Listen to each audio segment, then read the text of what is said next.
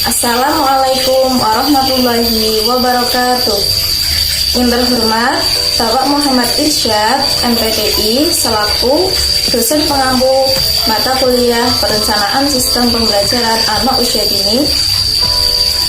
Perkenalkan, nama saya Ina Fitrotul Fikroh, NIM 2419683. Di sini akan menjelaskan materi tentang pendekatan saintifik, STEAM, dan LUSPA. Yang pertama, pendekatan saintifik. Apa pendekatan saintifik itu? Pendekatan saintifik adalah proses pembelajaran yang dirancang sedemikian rupa agar peserta didik secara aktif membangun kompetensi sikap, pengetahuan, dan keterampilan melalui tahapan menghayati, menanya, mengumpulkan informasi, menalar, dan mengomunikasikan. Atau kita sering menyebutnya dengan 5M: mengamati, menanya, mengumpulkan informasi, menalar, dan mengomunikasikan. Adapun kegiatan 5M itu dalam pembelajaran dapat dilakukan dengan yang pertama, mengamati. Mengamati dilakukan untuk mengetahui objek, diantaranya dengan menggunakan indera seperti melihat, mendengar, menghidu, merasa, dan meraba. M yang kedua yaitu menanya. Anak didorong untuk bertanya, baik tentang objek yang telah diamati maupun hal-hal lain yang ingin diketahui. Yang ketiga, mengumpulkan informasi. Mengungkapkan informasi dilakukan melalui berbagai cara, misalnya dengan melakukan, mencoba, mendiskusikan, dan menyimpulkan hasil dari berbagai sumber. Yang keempat yaitu menalar.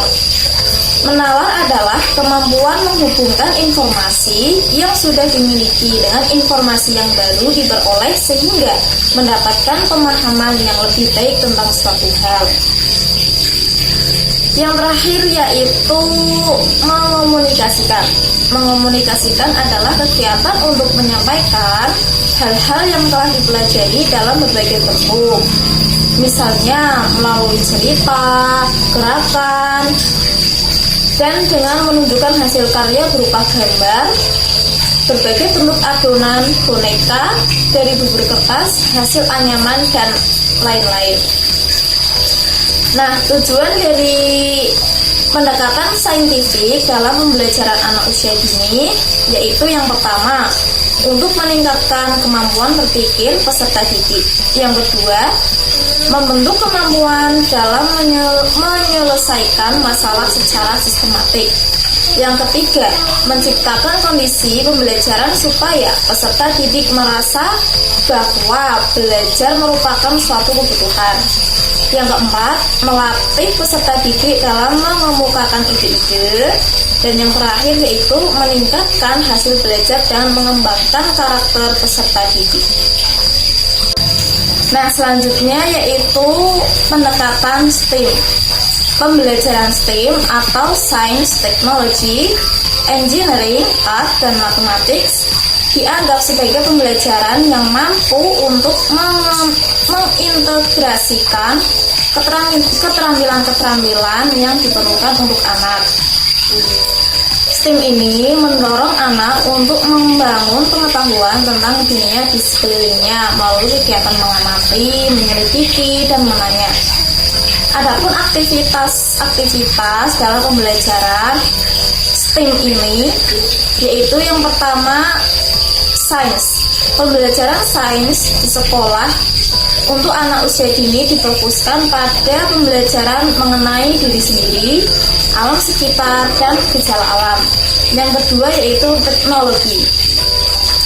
Dalam pembelajaran anak usia dini, istilah teknologi mengacu pada penggunaan peralatan dan mengembangkan motorik kasar dan motorik halus.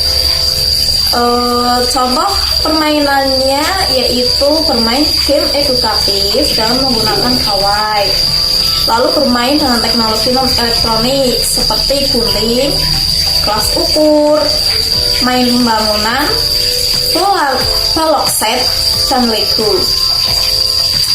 Yang ketiga yaitu engineering. Engineering adalah pengetahuan untuk mengoperasikan, mendesain sebuah prosedur untuk menyelesaikan sebuah masalah. Kemampuan engineering anak usia dini meliputi kemampuan merangkai atau membangun suatu bentuk tertentu menggunakan berbagai media. Yang keempat, yaitu art. Kemampuan seni anak usia dini meliputi mengenal dan menunjukkan berbagai karya aktivitas seni, seperti menggambar, melukis dengan kuas, dan melukis dengan jari. Yang terakhir yaitu matematika. Permainan matematika yang dapat dimainkan anak yaitu antara lain pemain ukur warna, permainan bentuk, permainan mengenal pola, dan masih banyak lagi. Nah, kemudian apa sih manfaat pendekatan STEAM ini bagi anak? Pendekatan STEAM bagi anak membantu anak untuk yang pertama mengajukan pertanyaan, yang kedua menghubungkan titik-titik, yang ketiga memecahkan masalah, yang keempat berpikir kreatif, dan yang terakhir yaitu menjadi inovatif. Yang terakhir yaitu pendekatan Luspat. Apa itu pendekatan Luspat? Luspat adalah bahan yang dapat dipindahkan, dibawa, digabungkan, dirancang ulang, dipisahkan, dan disatukan kembali dengan berbagai cara. Luspat menciptakan kemungkinan kreasi tanpa batas dalam aktivitas pembelajaran dan mengundang kreativitas anak. Nah, adapun tujuan dari pembelajaran Luspat ini adalah yang pertama, anak-anak akan menjadi kreatif dengan adanya prinsip penggunaan bahan ajar Luspat. Yang kedua, mereka bebas berkreasi membongkar pasang bahan ajar sesuai dengan imajinasi mereka. Yang ketiga, anak-anak akan belajar menghargai bahan-bahan atau benda-benda di sekeliling mereka, seperti bahan Luspat alam. Yang keempat, anak-anak juga akan dapat ikut memelihara lingkungan ketika mereka memahami bahwa barang-barang bekas dapat didaur ulang dan dijadikan sebagai bahan untuk bermain dan berkreativitas, merakitnya menjadi barang yang berguna. Yang terakhir yaitu akan mengembangkan sikap ekonomis anak. Berikutnya yaitu bagaimana cara menggunakan Luspat dalam pembelajaran. Berikut ada pertimbangan-pertimbangan keamanan ketika memilih bahan ajar Luspat.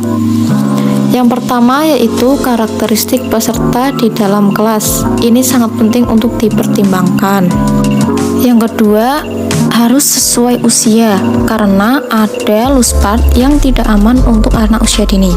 Yang terakhir, waspadai bahaya tersedak, tertelan, atau terluka dan selalu harus dalam pengawasan. Berikut ada jenis-jenis Luspat. Yang pertama ada bahan dasar alam, yang kedua plastik, yang ketiga logam, yang keempat penggunaan kembali kayu dan bambu, yang kelima kaca dan keramik, yang keenam benang dan kain, dan yang terakhir yaitu bekas kemasan. Nah, itulah ada berbagai macam pendekatan untuk pembelajaran anak usia dini. Di antaranya yaitu yang tadi saya jelaskan, ada pendekatan saintifik, pendekatan STEAM, dan pendekatan Luspat. Cukup sekian dari saya. Mohon maaf apabila ada kekeliruan dalam saya menyampaikan materi. Kurang lebihnya mohon maaf. Wassalamualaikum warahmatullahi wabarakatuh.